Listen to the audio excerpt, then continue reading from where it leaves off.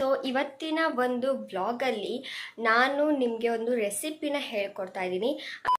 ನಿಮ್ದಪ್ಪಯ್ಯ ಅಂತೀನಿ, ದಯವಿಟ್ಟು ಇದನ್ನ ಹೇಳಿಕೆ ಬಿಟ್ಬಿಡಿ.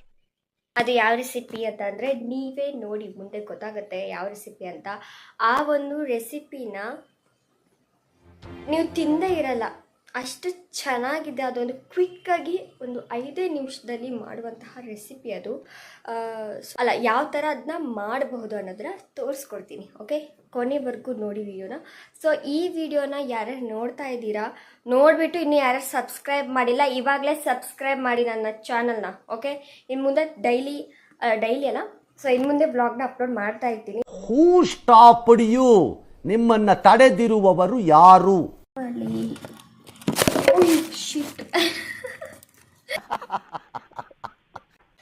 ಎಸ್, ಯಾ.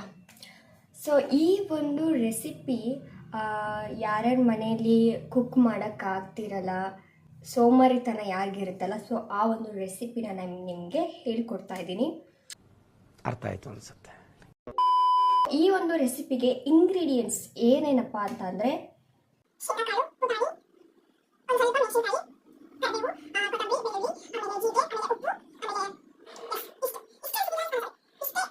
ಇವಾಗ ಕುಕ್ ಮಾಡೋಣ. ಓಕೆನಾ? ಈ ಒಂದು ಇದಕ್ಕೆ ಬೇಕಾಗಿರೋದು ಮೇನ್ ಆಗಿ ಶೇಂಗಾಕಾಳು ಬೇಕು. ಶೇಂಗಾಕಾಳಲ್ಲಿ ಯಾವುದಪ್ಪ ರೆಸಿಪಿ ಅಂತ ಅಂದರೆ ಶೇಂಗಾಕಾಯಿ ಚಟ್ನಿ. ನಮಗೆಲ್ಲ ಗೊತ್ತಾಗೋಯ್ತು. ಸೊ ಬನ್ನಿ ಇವಾಗ ಶೇಂಗಾಕಾಳು ಚಟ್ನಿ ಮಾಡೋಣ. ನಮ್ಮ ದೇಶ ರೀ, ನಾವು ಕೊಟ್ಟಿರೋ ದೇಶ ಇದು. ಸೊ ಒಂದು ಇಷ್ಟು ಶೇಂಗಾಕಾಳು ತಗೋತಿದ್ದೀನಿ ಗೈಸ್. ಸೊ ಲೈಕ್ ಸ್ವಲ್ಪ ಕ್ಲೀನಾಗಿ ಫ್ರೈ ಮಾಡ್ಕೊಳ್ಳಿ, ಆಯಿತಾ? ಚೆನ್ನಾಗಿ ಫ್ರೈ ಆಗಲಿ. ಸೊ ಈ ಒಂದು ರೆಸಿಪಿ ನೀವು ಮಾಡೇ ಇರ್ತೀರಾ. ನಾನು ಯಾವ ಥರ ಮಾಡಬೇಕು ಅಂತ ಅಲ್ಲ, ನಾನು ಯಾವ ಥರ ಮಾಡ್ತೀನಿ ಅಂತ ತೋರಿಸ್ತೀನಿ. ಸೊ ನಾನು ಮಾಡಿ ಚಟ್ನಿ ಮಾತ್ರ ಸಕ್ಕತ್ತಾಗಿರುತ್ತೆ, ನಮ್ಮ ಮನೆಯಲ್ಲಿ ಎಲ್ಲರೂ ಇಷ್ಟಪಟ್ಟು ತಿಂತಾರೆ ಗೈಸ್. ಓಕೆ, ಕುಕ್ ಮಾಡೋಣ ಬನ್ನಿ.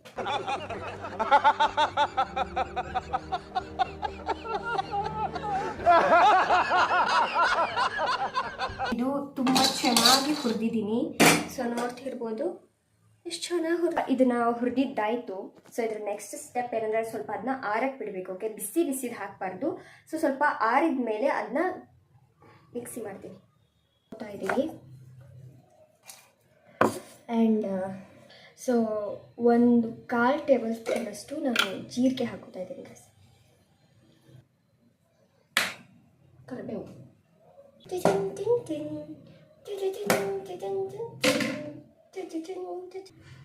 ಅದಕ್ಕೆ ಕೊಬ್ಬರಿನೂ ಹಾಕಬೇಕು.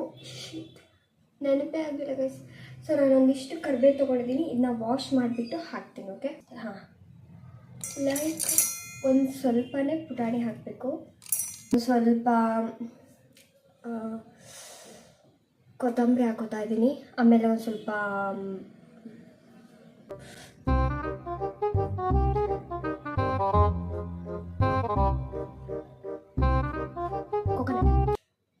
ಕೊಬ್ಬರಿ ಹಾಕೋತಾ ಇದ್ದೀನಿ. ಈಗ ಸ್ವಲ್ಪ ಮಾಡೋಣ ಅಂತ ಅಂದ್ಕೊಂಡು ತೀರಾ ಸ್ವಲ್ಪ ಆಗ್ಬಿಡ್ತು guys chutney. That's okay.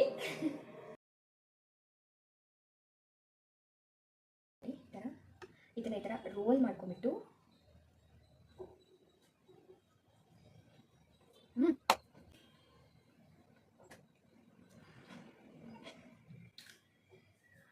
Guys really ಚೆನ್ನಾಗಿದೆ. ಸ್ವಲ್ಪ ಉಪ್ಪಾಗಿದೆ ಅಷ್ಟೇ. ಎಲ್ಲರೂ 10 ಸೆಕೆಂಡ್ ಮೌನಾಚರಣೆ ಮಾಡೋಣ. ಪರವಾಗಿಲ್ಲ, ಸಖತ್ತಾಗಿದೆ. ಸ್ವಲ್ಪ ಉಪ್ಪು ಕಡಿಮೆ ಆಗಬೇಕಿತ್ತು ಅಷ್ಟೇ.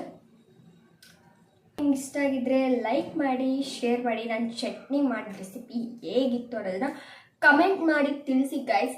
And see you in the next vlog. ದುಷ್ಟ ಎರಡನೇ ಭಾಗ ವೇಟ್ ಮಾಡ್ಬೇಕು ನಾವು.